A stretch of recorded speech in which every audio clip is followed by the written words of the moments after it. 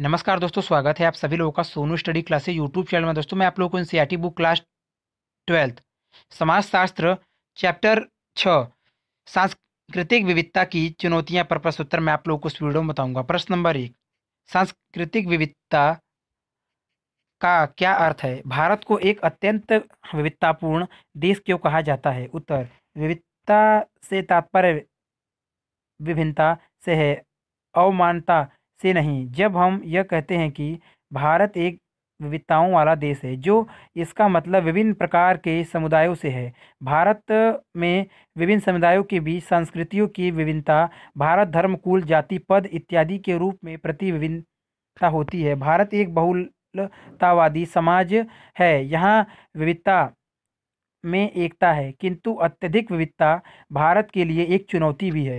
जब विभिन्न समुदाय, भाषागत समुदाय, धार्मिक समुदाय, सांप्रदायिक समुदाय इत्यादि एक राष्ट्र के रूप में समाहित हो जाते हैं, तो उनमें एक प्रतिस्पर्धा की भावना उत्पन्न हो जाती है। सांस्कृतिक विविधता एक चुनौती का रूप ले सकती है, क्योंकि यह इस बात का सूचक है कि सांस्कृतिक पहचान बहुत ही शक्तिशाली है। इससे एक गहन उत्तेजना की स्थिति भी उत्पन्न हो सकती है तथा अक्सर यह अधिसंख्य लोगों के लिए प्रेरणा का काम करती है। कभी कभी सांस्कृतिक विभिन्नता आर्थिक तथा सामाजिक अवमानता की वजह से भी उत्पन्न होती है। इससे आगे जटिलता उत्पन्न होती है। एक समुदाय के साथ हो रहे नाइंसाफ़ी को दूर करने के प्रयास दूसरे समुदाय के लोगों को उत्तेजित कर सकते हैं। यह स्थिति तब बहुत ही खराब हो जाती है जब सीमित समाधान जैसे पानी, रोजगार अथवा सरकारी कोष का वितरण सबों के बीच किया जाता है। 1632 भाषाएं और बोलियां, विविध धर्म, मौसम की विविधता तथा प्राकृतिक विभिन्नता भारत के लिए एक बड़ी चुनौती है। प्रश्न नंबर 2, सामुदायिक पहचान क्या होती है और वह कैसे बनती है? उत्तर नंबर 1, सामुदायिक पहचान जन्म तथा अपमान अपनापन पर आधारित होती है, न कि किसी अर्जित योग्यता तथा उपलब्धि के आधार पर। नंबर 2, इस प्रकार की पहचानें पदत्त कहलाती हैं, अर्थात यह जन्म से निर्धारित होती हैं तथा संबंधित व्यक्तियों की पसंद अथवा नापसंद इसमें शामिल नहीं होती। नंबर 3, लोग उन समुदायों से संबंधित होकर अत्यंत सुरक्षित एवं संतुष्ट महसूस करते हैं। प्रश्न नंबर 4, पदत्त पहचाने जैसे कि सामुदायिक पहचान से मुक्ति पाना कठिन हो जाता है। यहाँ तक कि यदि हम इसे अस्वीकार करने की कोशिश करते हैं, तब भी लोग उन्हीं चिन्हों से जोड़कर हमारी पहचान ढूंढने की कोशिश करते हैं। नंबर 5, सामुदायिक संबंधों के बढ़ते हुए दायरे जैसे परिवार, रिश्तेदारी, जाति, भाषा हमारी सार्थकता प्रदान करते हैं तथा हमें पहचान देते हैं। नंबर 6, पदत्त पहचाने तथा सामुदायिक भावना सर्वव्यापी होती है। प्रत्येक व्यक्ति की एक मातृभूमि होती है, एक मातृभाषा होती है तथा एक निष्ठा होती है। हम सभी अपनी अपनी पहचान के प्रति प्रतिबद्ध होते हैं। नंबर 7, समुदाय हमें मातृभाषा, मूल्य एवं संस्कृति प्रदान करता है, जिसके माध्यम से हम विश्व का आकलन करते हैं। यह हमारी स्वयं की पहचान को भी संबंध प्रदान करता है। नंबर 8, समाजीकरण की प्रक्रिया में हमारे आसपास से जुड़े लोगों के साथ निरंतर संवाद शामिल होता है। इसमें माता पिता संबंधी, परिवार तथा समुदाय सम्मिलित होता है। अतः एवं समुदाय हमारी पहचान का एक प्रमुख हिस्सा है।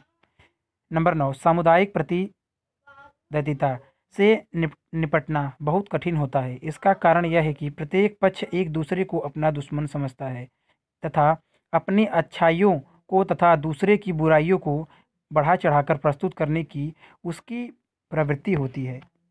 नंबर 10, यह बात उसके लिए समझना कठिन है जो कि रचनात्मक जोड़े हैं, किंतु दोनों की छवियां एक दूसरे के विपरीत हैं। नंबर 11, कभी दोनों ही पक्ष बिल्कुल सही या गलत हो सकते हैं, तो कभी इतिहास यह तय करता है कि कौन आक्रामक है और कौन पीड़ित। नंबर 12, लेकिन यह तब होता है जब मामला शांत हो गया होता है। नंबर 13, पहचान संबंधी द्वंद्व की स्थिति में परस्पर सम्मत सच्चाई के किसी भाव को स्थापित करना बहुत कठिन होता है। प्रश्न नंबर 3, राष्ट्र को परिभाषित करना क्यों कठिन है? आधुनिक समाज में राष्ट्र और राज्य कैसे संबंधित हैं? उत्तर, राष्ट्र एक अनूठे किस्म का समुदाय होता है जिसका वर्णन तो आसान है पर इसे परिभाषित करना कठिन है।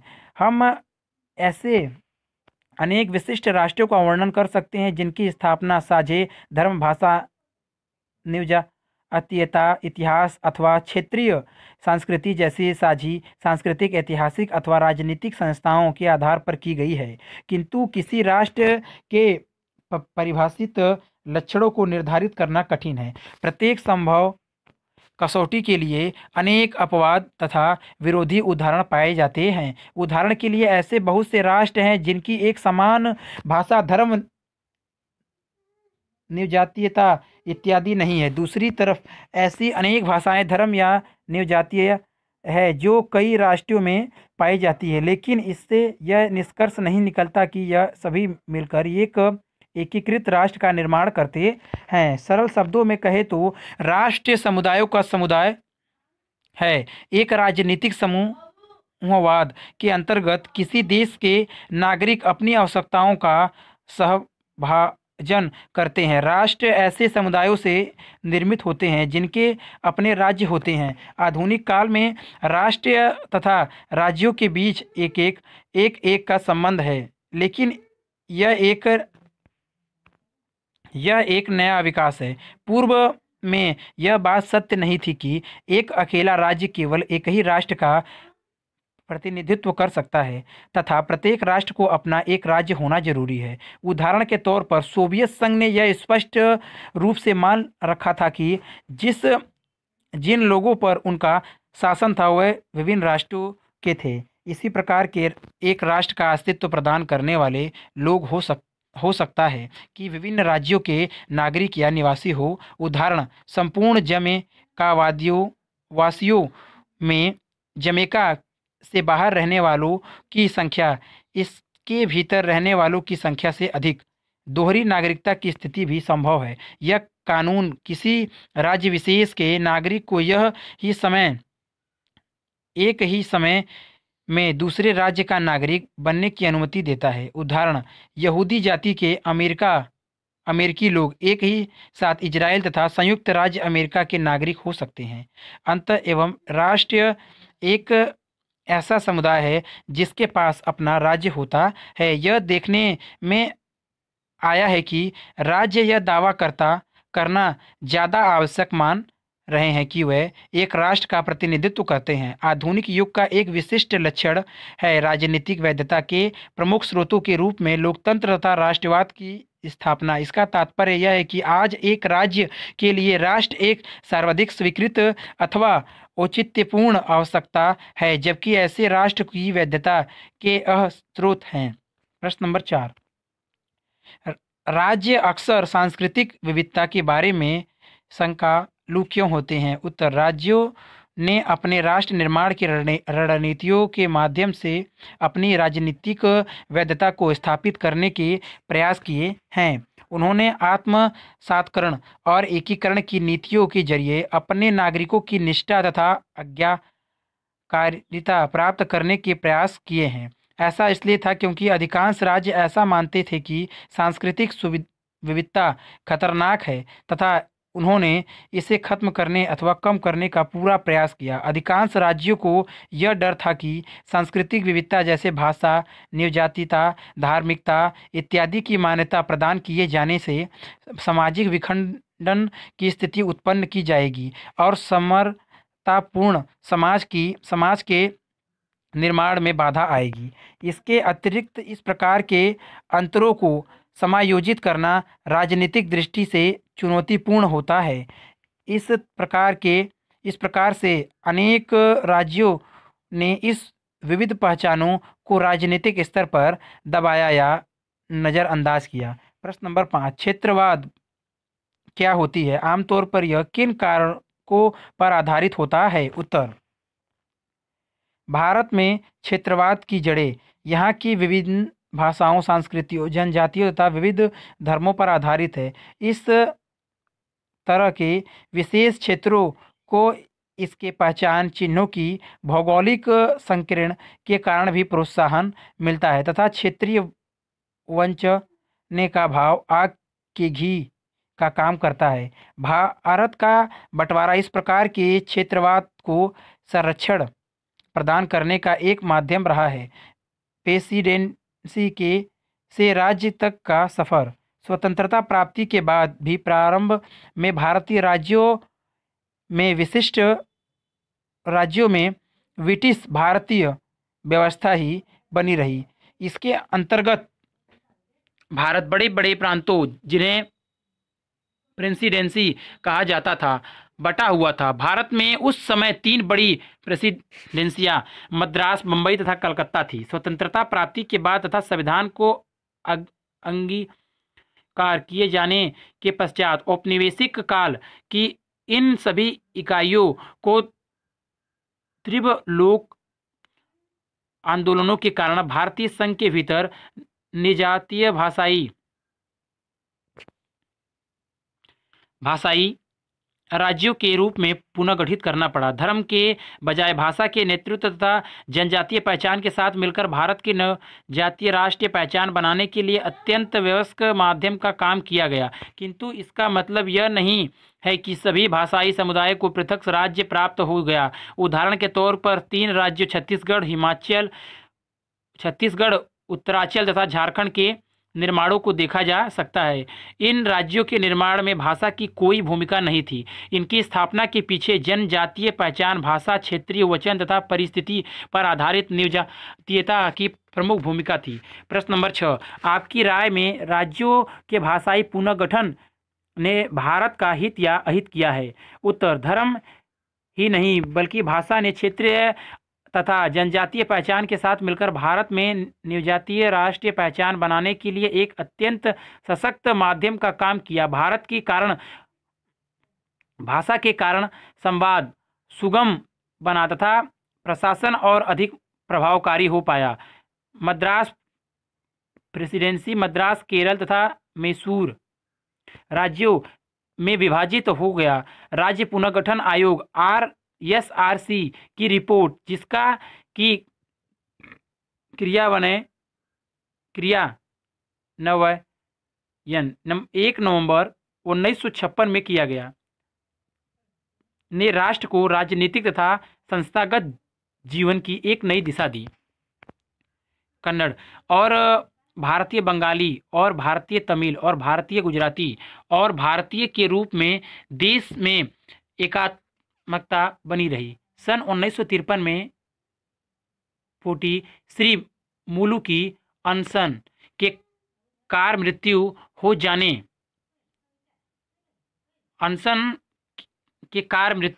हो जाने के पश्चात हिंसा भड़क उठी। तत्पश्चात आंध्र प्रदेश राज्य का गठन हुआ। इसके कारण ही राज्य पुनर्गठन आयोग की स्थापना करनी पड़ी, जिसने 1956 में भाषा आधारित सिद्धांतों के अनुमोदन पर औपचारिक रूप से अंतिम मोहर लगा दी। भाषा पर आधारित राज्य कभी कभी आपस में लड़ते भिड़ते हैं। यद्यपि इस तरह के विवाद अच्छे नहीं होते, किंतु यह और भी खराब हो सकते थे। वर्तमान में 29 राज्य संघीय इकाई तथा 7 केंद्र शासित प्रदेश भारतीय राष्ट्र राज्य में विद्यमान है। प्रश्न नंबर 7, अल्पसंख्यक वर्ग क्या होता है? अल्पसंख्यक वर्गों को राज्यों से संरक्षण की क्यों जरूरत होती है? उत्तर, अल्पसंख्यक शब्द से तात्पर्य आमतौर पर सुविधा वंचित समूह होता है। सुविधा संपन्न अल्पसंख्यक वर्ग जैसे कि धनी अल्पसंख्यक वर्ग को सामान्यतः अल्पसंख्यक नहीं माना जाता। यदि उन्हें इस श्रेणी में रखा भी जाता है तो उन्हें सुविधा संपन्न अल्पसंख्यक कहा जाता है। अब अल्पसंख्यक शब्द का प्रयोग बगैर किसी योग्यता के किया जाता है तो यह तुलनात्मक रूप से बड़े तथा सुविधा वंचित समूह को बिंबित करता है। समाजशास्त्रीय अवधारणा के अनुसार अल्पसंख्यक समूह के सदस्यों में सामूहिकता की भावना होती है। उनमें सामूहिक एकता तथा एक दूसरे के जान माल के साथ घनिष्ठतापूर्ण जुड़े रहने की भावना होती है। यह सुविधाहीनता से जुड़ा हुआ है, ताकि पूर्वाग्रह तथा भेदभाव के शिकार होने के कारण इन समूहों में अंतर सामूहिक निष्ठा तथा आत्मीयता बढ़ जाएगी। जो समूह सांख्यिकीय दृष्टि से अल्पसंख्यक होते हैं, जैसे बाएं हाथ से काम करने वाले अथवा 29 फरवरी को पैदा होने वाले, समाजशास्त्रीय दृष्टिकोण के अल्पसंख्यक नहीं होते, क्योंकि वह किसी सामूहिकता का निर्माण नहीं करते।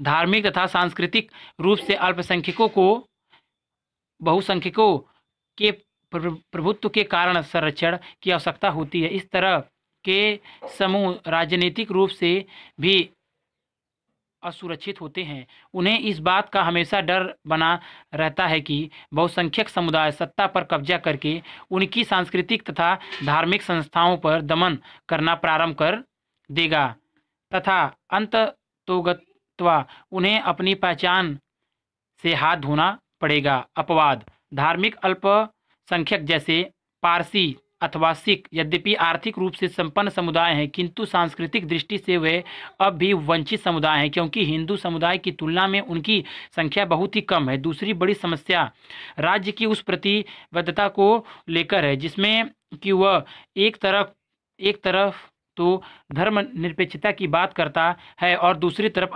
अल्पसंख्यकों के संरक्षण की भी बात करता है। अल्पसंख्यकों को सरकार के द्वारा संरक्षण प्रदान किया जाना इसलिए भी आवश्यक है ताकि वह राजनीति की मुख्य धारा में बहुसंख्यकों की तरफ ही शामिल हो सके, किंतु इसे कुछ लोग पक्षपातपूर्ण नीति का एक अंग भी मानते हैं। लेकिन संरक्षण के समर्थक करने वाले लोगों का मानना है कि यदि अल्पसंख्यकों को सरकार द्वारा इस प्रकार के संरक्षण नहीं प्रदान किए